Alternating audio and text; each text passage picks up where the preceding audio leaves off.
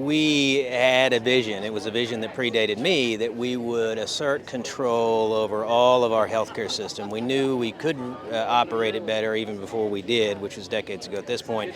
Our experience, our track record at places like Veneta, Tahlequah, Stillwell, and some other communities showed that we could do it. And so this was a bit of an island, the only Indian Health Service, a federal agency facility within the Cherokee Nation Reservation. It just made sense to really complete that system. It was already a good community to build it in, but taking it over really was key.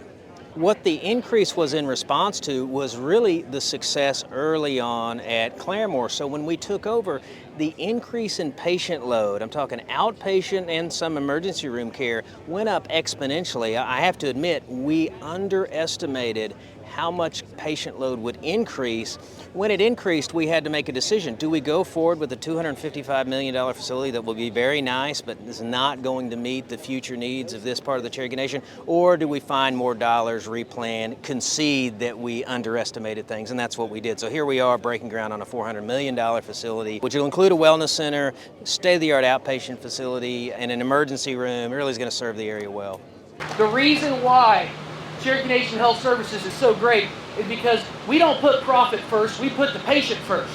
Every time, in every scenario, patient first. Because of the leadership of this council and the leadership of this administration. We now have that here in Claremore. A $400 million investment. You tell me the last time an entity came into Claremore and invested that kind of money to bring positive change to this community.